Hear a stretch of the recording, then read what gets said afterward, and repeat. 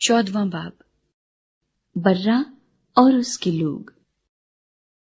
फिर मैंने निगाह की तो क्या देखता हूं कि वो बर्रा सयून के पहाड़ पर खड़ा है और उसके साथ 1,44,000 शख्स हैं, जिनके माथे पर उसका और उसके बाप का नाम लिखा हुआ है।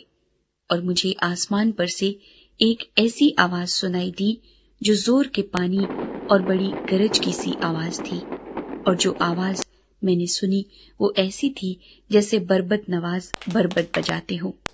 वो तख्त के सामने और चारों जानदारों और बुजुर्गों के आगे गोया एक नया गीत गा रहे थे, और उन 1,44,000 शख्सों के सिवा जो दुनिया में से खरीद लिए गए थे, कोई उस गीत को न सीख सका।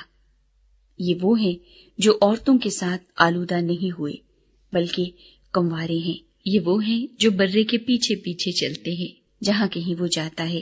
ये खुदा और बर्रा के लिए पहले फल होने के वास्ते आदमियों में से खरीद लिए गए हैं, और उनके मुंह से कभी झूठ न निकला था। वो बेऐब हैं। 3 फरिश्ते। फिर मैंने एक और फरिश्ते को आसमान के बीच में उड़ते हुए देखा, जिसके पास जमीन के रहने वालों की हर कौम और कबीला और अहले ज़बान और उम्मत के सुनाने के लिए अबदी खुशखबरी थी। और उसने बड़ी आवाज से कहा कि खुदा से डरो और उसकी तमजीद करो, क्योंकि उसकी अदालत का वक्त आ पहुंचा है, और उसी की इबादत करो जिसने आसमान और जमीन और समंदर और पानी के चश्मे पैदा किए। फिर इसके बाद एक और दूसरा फरिश्ता ये कहता हुआ आया कि गिर पड़ा वो बड़ा शहर बाबल, गिर पड़ा, जिसने अपनी हरामकारी की गजबनाक में तमाम कौमों को पिलाई है। फिर इनके बाद एक और तीसरे फरिश्ते ने आकर बड़ी आवाज से कहा कि जो कोई उस हैवान और उसके बुत की परस्तिश करे और अपने माथे या अपने हाथ पर उसकी छाप ले ले, वो खुदा के कहर की उस खालिस में को पिएगा जो उसके गजब के प्याले में भरी गई है, और पाक फरिश्तों के सामने और बर्रे के सामने आग और गंधक के आजाब में मुब्तला होगा। और उनके आजाब का धुआं अब्दुलाबाद उठता रहेगा। और जो उस हैवान और उसके बुत की परस्तिश करते हैं और जो उसके नाम की छाप लेते हैं, उनको रात दिन चैन न मिलेगा।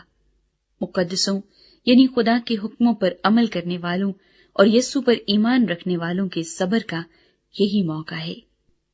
फिर मैंने आसमान में से ये आवाज सुनी कि लिख, मुबारक है वो मुर्दे जो अब से खुदावंद में मरते हैं। रूह फरमाता है, बेशक, क्योंकि वो अपनी मेहनतों से आराम पाएंगे और उनके आमाल उनके साथ साथ होते हैं। फसल की कटाई।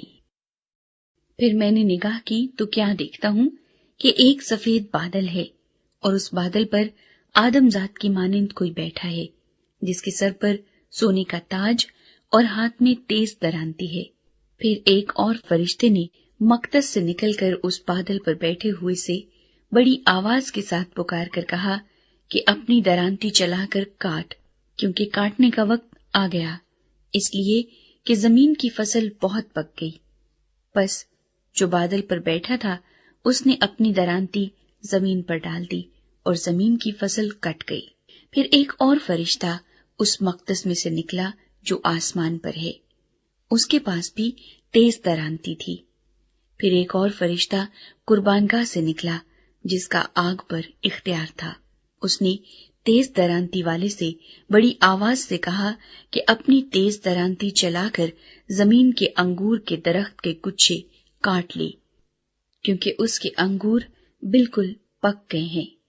और उस फरिश्ते ने अपनी दरांती जमीन पर डाली और जमीन के अंगूर के दरख्त की फसल काटकर खुदा के कहर के बड़े हौस में डाल दी, और शहर के बाहर उस हौस में अंगूर रौंदे गए اور حوض میں سے اتنا خون نکلا کہ گھوڑوں کی لگاموں تک پہنچ گیا اور 1600 فرلانگ تک بہہ نکلا۔